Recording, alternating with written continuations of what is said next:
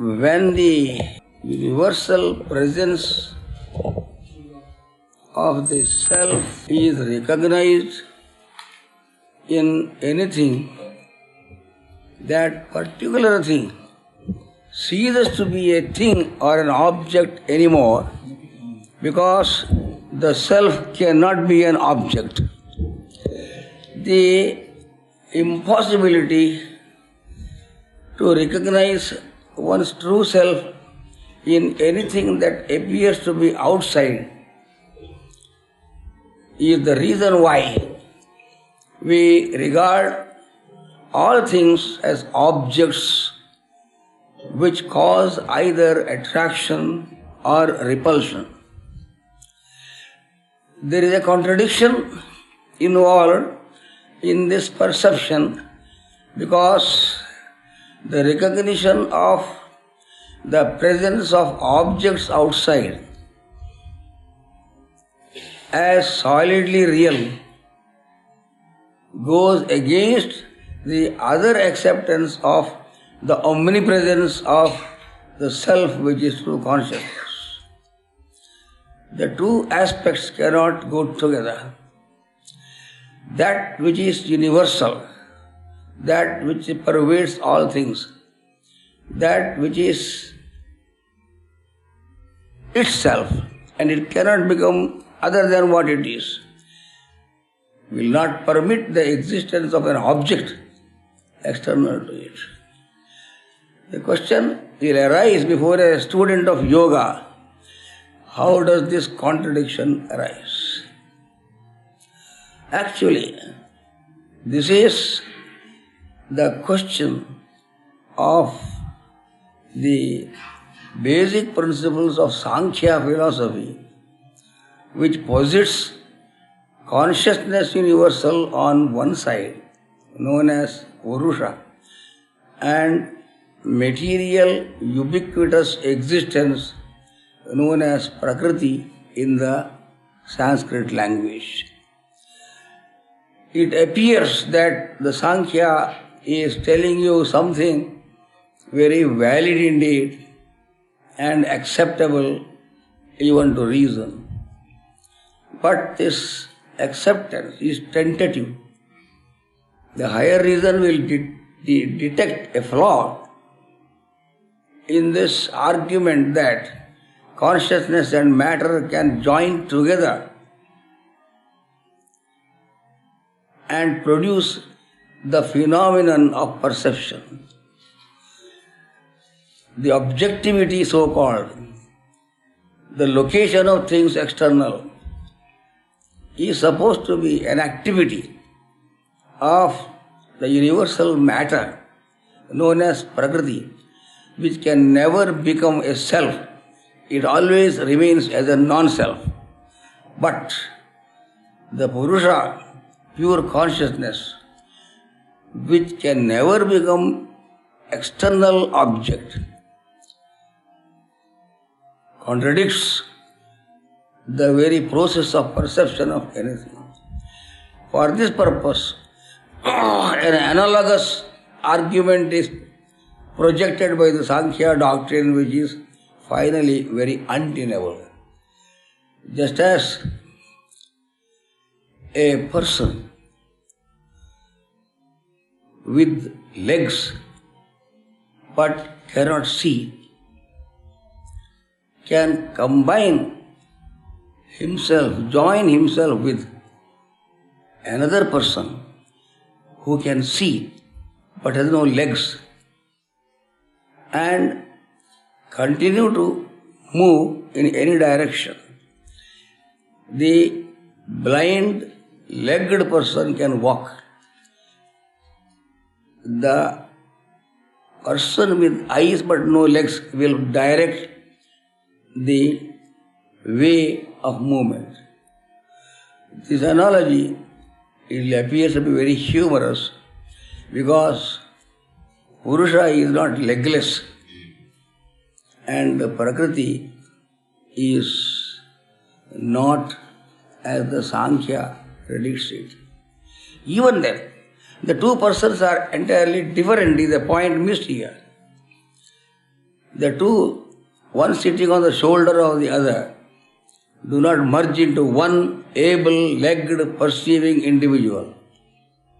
Therefore, the Sankhya has, though it has paved the way for further metaphysical, philosophical speculations, has not bridged the gulf between consciousness and object. Well, now I shall not proceed in the direction of Sankhya at present. I am mentioning it as a kind of example of irreconcilability that pervades all phenomena of life, the reason being the cause of our difficulties in life. We can never solve any problem, finally, though we appear to be tackling every issue and looking for a result that is permanent.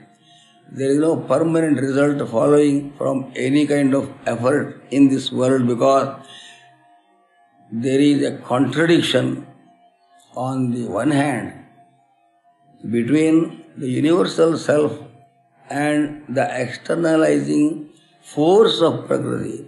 On the other hand, there is another conflict subjectively between mind and body. Even as you are unable to reconcile the relationship between the universal consciousness with the all-pervading material phenomena, you cannot also reconcile the mind and the body, because you do not know whether the mind is produced by the body or the body is produced by the mind, or they run parallelly like two rails in a railway track, which example does not seem to be satisfying. We are in a big muddle of psychological confusion, and this must be cleared before we take any step in the direction of yoga. Yoga Sutra of Patanjali has many things to tell us in regard to this problem before us. He begins with a statement regarding the very basis of perception and decision. There are two kinds of perception: the general, acceptable, common to all, and the another is abnormal. The process of perception generally, namely, for instance, our looking at a tree and enjoying the beautiful nature in front, the sun and the moon and the stars and anything in the world, is a general perception which has no particular connotation or meaning. You do not perceive a tree with any kind of meaning that you want to recognize behind it. It is there and just it has an impression upon the mind and we see it. But there is another kind of perception which is abnormal. The previous one, the process of general perception and inference, is the subject of what is known as general psychology. The other thing that I am going to tell you now is the subject of abnormal psychology. A human being has a normal character as also an abnormal character, simultaneously operating and creating the mischief of unhappiness wherever one goes. Let us not think of the general perceptions now. We are not bothered about the existence of objects outside, like sun and the moon and the stars, or people in the public, in the railway train, bus stand and all that. This is not going to affect us, though we have to understand this also later on, in the sense that we should be aware of how we come in contact with an object that is outside, like a mountain, though it is not touching our eyes. This is a major problem which you have to tackle later on. How does the mountain sit inside your eye and make you feel that it exists? Let us not touch that subject now. The other is the abnormality of certain things. When you see a tree in a large forest, you just see and there is no reaction produced in your mind by this perception. But suppose you see a fruit tree in your own garden, you have got another feeling towards that tree, not similar to the casual perception of a tree that is in the wild forest. It is my tree. You do not say it your tree, my tree, when you perceive a tree in the forest. The idea itself will not arise, but it is in my garden. It is my property. And I am vitally involved in this tree, and I would not like anyone to interfere with it. Let somebody go and cut a tree in the forest. You are not bothered. But somebody will cut or attempt to do this kind of thing with the tree that is yours in garden. You will yell out. This is one example. Emotional reaction working simultaneously with the perception of an object makes this perception abnormal. Merely looking at a thing impersonally, without any kind of emotional reaction, like the judge in a court looking at the clients on both sides, with no emotion in his mind, is one thing. As both these characteristics are operating in our mind, which one we are going to tackle? The general perception of the world as a whole, or the abnormal difficulties that arise on account of emotional reaction. Just as in medical science, the general diseases do not receive preference when there is an acute disease. Suppose a person has some ache in the body which requires some treatment, but at the same time the person has high temperature. This second item, temperature, is an acute problem which has to be taken care of first, and the other difficulty of ache in the body is afterwards. So our problem here is to see how we are suffering every moment of time, and we have love and hatred, attraction and repulsion. The moment emotion ceases to agree with the convictions of reason, there is an internal conflict. No one, when perceiving a tree in one's own garden, concludes this is just one tree among many other trees in the forest. Is there not a difference between my son and somebody else's son? Let somebody else's son walk about, what does it matter? My son is wandering, he will see, call him. Because there is vital connection of oneself with something outside. Patanjali makes out these emotions of this kind arise on account of a basic ignorance of the true nature of things. It is called avidya. Absence of true knowledge is called avidya. Avidya is knowledge, avidya means non-knowledge. What is this non-knowledge? It is the recognition of a particular thing as existent and operative, independent of the real fact behind it, that this particular object that is so recognized is just a pressure point, as it were, of the universal Prakriti. And the Prakriti, the whole material matrix that is in front of us, is not made up of one object only. It does not produce only my object. All the objects are manifestations of this all-pervading Prakriti.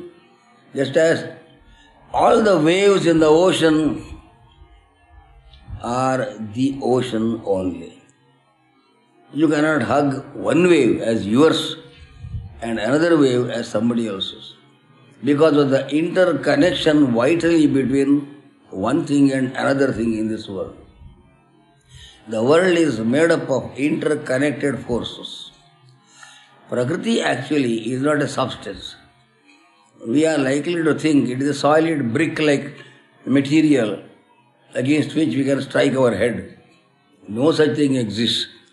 It is a force, like electricity, to give you an example, which may look like a very adamant, objective substance in front of you.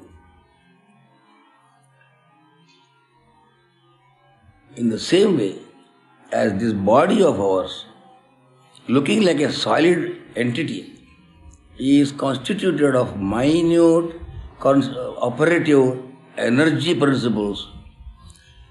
It is an apparent solidity assumed by congealed forces, energy quantum, which constitutes the substance and the basis of everything else in the world. The subject, which is the psychophysical individual, and the object, which is the so-called thing in front, are both constituted of a similar pressure in particular directions, as little bubbles and tiny waves in the ocean are certain differentiated pressures exerted by the operation of the bubbles of the ocean. The impossibility to recognize this fact is avidya. You can never accept the fact that your existence is not in any way different in its potentiality and value from the existence of anything that you look outside. If you know that the personality of yours is made up of sugar, it is a sugar doll, and what you see outside also is another sugar doll, you will know that one sugar doll need not get attracted to another, because this one is as important, as valuable, as meaningful and significant as the other. But this does not happen. It is impossible to conceive that the things appearing outside are made up of the same substance as one's own body and mind. The impossibility to recognize this truth is avidya. What happens then afterwards? This avidya, this ignorance, causes further difficulties. If one evil or defect is allowed, many other troubles get piled up one over the other. The consciousness that has got involved in the intricate difficulty of the impossibility of knowing the all-pervading existence of materiality within oneself as well as outside, creates a mixed up consciousness in one's own self, namely the affirmation of bodily individuality as one's own self. I am here, says a person. Now, who is actually speaking when such assertions are made? Is it Purusha, the universal consciousness, speaking? Because the universal consciousness will not say, I am here in one place. Is Prakriti the all-pervading nature that is asserting so? That also cannot say, because it is not here, i.e. me, like that. There is no me for the all-pervading matter. There is no me for the all-pervading consciousness. Now, who is it that is saying, I am here, I am coming? This is a mix-up of a peculiar nature caused by the ignorance that is mentioned earlier, namely the locality of the body getting mixed up with the universality of consciousness, so that the consciousness itself looks localized.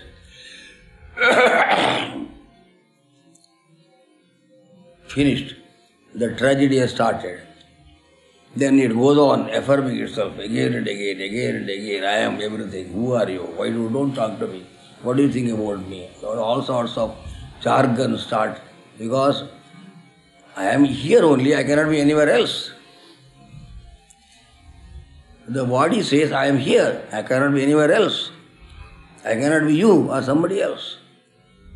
But maybe the body is a concentrated appearance looking like existing here. But it cannot make any assertion unless it is attended with consciousness. The consciousness is not in one place, but it gets mixed up with the location of the body and imagines in a mysterious way that it is itself this body. The consciousness is dead completely, which is universality. The idea that there is a pervading potentiality in us is totally abrogated, wiped out by the pressure exerted by bodily constituents. So this non-recognition of the universal principle causes this assertion of individuality known as asmita in Sanskrit, the feeling of I am. This assertion of I am involves at the same time the recognition of you are. And that is, it is there. The I, you and that and it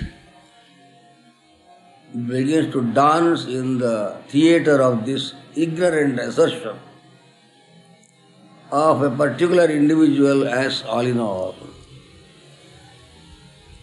Is there not a basic instinct in every person to rule over the whole world, if possible? All others must be subjects. I should be the emperor of the whole earth.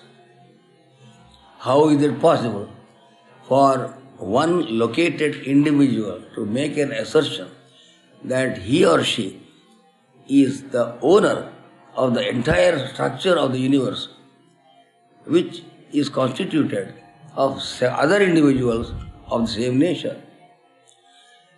So this boast of owning the property of the universe as an emperor is vitiated immediately by the icy hands of death, and the king perishes and the universe continues. Ahankara, as it is called, the egoism commonly known, is not the pride of an ordinary person in the world. It is a subtle operative psychological principle of self-assertion itself. This is a deep secret which is to be studied by every person. Non-recognition of the universality of consciousness and matter engenders the foolish affirmation of one's own self as I am. Then what happens? There is another difficulty starting as a third principle. What is their difficulty? There is an agony felt by this individuality, by a subtle feeling that it is actually limited in its nature. The so-called emperor who imagines that he is pervading the whole country knows basically he is subject to destruction and death. He is a weak individual. He requires bodyguards to protect himself. The whole country is himself. It cannot protect him. He keeps army, military, police, etc. behind him, which is an artificial contrivance created by the frightened ego to guard itself by existent things totally, so that the agony of location in one place is removed as much as possible by the accretion of other finitudes, large property, so much money, so many relations, and power, name, authority. These are external phenomena which are wrongly associated with one's own self. Under the impression, the existence of these associated finites outside expand the finitude so that he becomes a temporary infinite. But many finites do not make the infinite. Many fools joined together do not become one wise man. This is very important. But this is the tragedy of life. By accumulating many finitudes in any form whatsoever, a foolishness asserts itself again and again that the agonizing feeling of limitedness of personality is abolished by the expansion of itself, as it were, through the expanded artificial arena created by considering certain finitudes as one's own self. It is not possible for a finite individual to expand to such an extent as to include all the finitudes in the world. Then there will be no perception of finitude itself. Only certain groups of individuals, one particular thing, is considered as necessary for filling the gap of the sorrow of location of oneself, and it very vehemently rejects any other individual as unconnected with one's own self. The attraction felt, the necessity to feel oneself in certain bodies of finitudes causes love. You love only certain parts of the world. The entire world cannot be loved by you. You love certain people. The whole world, all humanity you cannot love. And that which is not loved becomes the object of hatred. Because of the reason that those things which are not loved may attack by way of a repercussion and vengeance because of their non-recognition in the dimension of inclusiveness of finitude. So there is a necessity to guard oneself against any kind of possible attack from other finitudes, other people, and there is a distinction between my people and other people. But this solution is worse than the disease. The finitude thought that it is going to be very majestically happy because of the artificial accumulation of particulars around it, looking like a large expanded person. It has not expanded anyway. It has only fooled itself by imagining that it has become big, but it has not become big. It is only perceptually recognizing the presence of other people by an emotional involvement which makes it appear that that also is belonging to you. Nothing can belong to you. Each one is totally independent. There is no such thing as property, possession, etc. Everywhere there is bereavement. So love and hatred, raga and dvesha, as it is called, they follow one after the other from the initial ignorance of the recognition of the true fact of things, followed by self-assertion, asmita or ahankara, again following further into the further difficulty of clash between the wanted and the unwanted. This struggle continues throughout one's life. This is the battlefield of life, the great Mahabharata in psychological existence, we may say. Then what happens further? The trouble is not going to leave you so easily. There is a fear that all these things will perish one day. I will go, and all those things accumulated also will go. The phenomenal side in us warns us that you cannot perpetually exist in this world. It again warns you that all the things that you considered as yourself will also vanish together with yourself. The fear of death catches hold of a person. Oh, one day I will go. One day I will lose all things. But who can live with such a fear? Existence itself is impossible with the fright of this nature.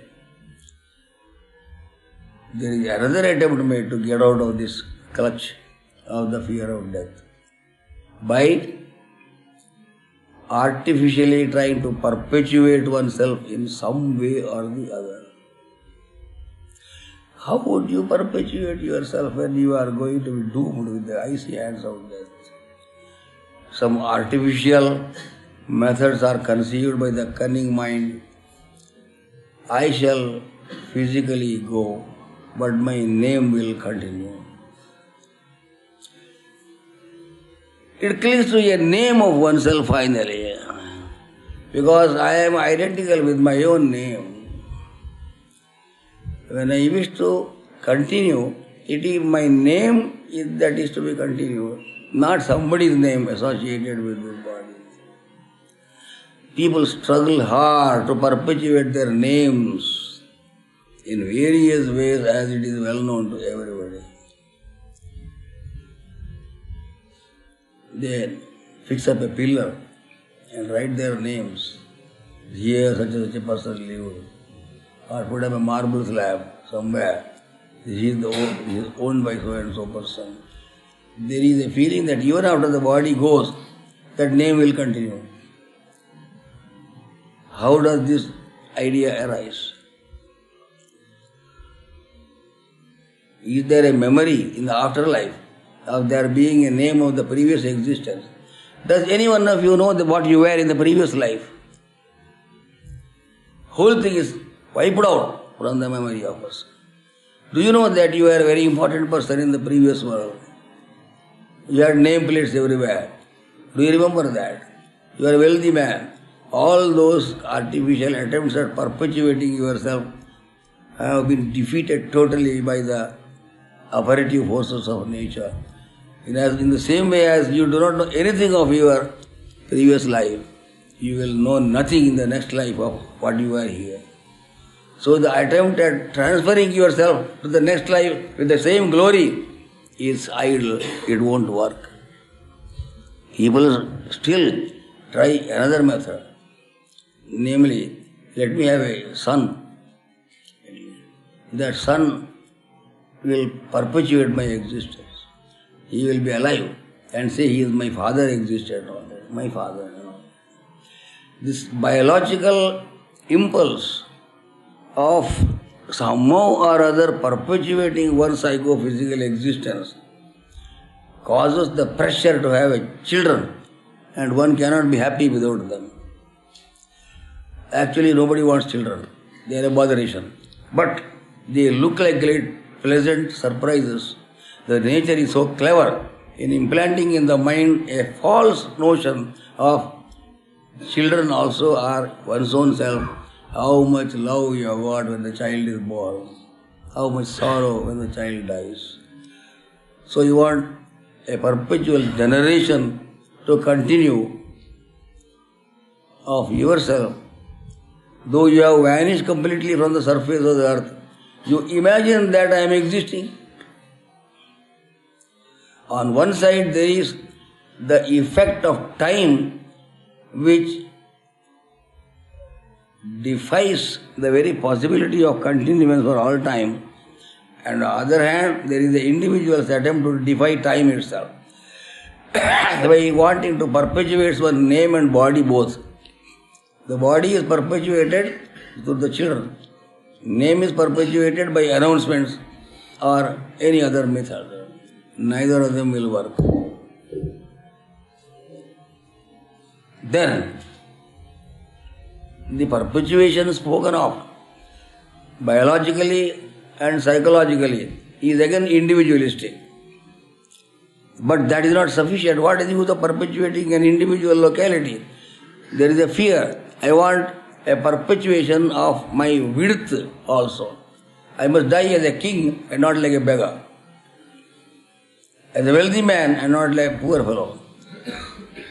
So, the limitation caused by space compels a person to see to it that this limitation is removed by the physical, artificial expansion of oneself by gathering immense wealth, land, money, relations, etc. The individual sorrow of a possibility of destruction of oneself is attempted to be defeated by this technique of psychological perpetuation and biological perpetuation. These are all foolish dramas played by the individual, which is actually a meaningless child produced by utter ignorance of the true nature of things. The psychology of yoga is difficult to understand unless you know your own self properly. You cannot know something else.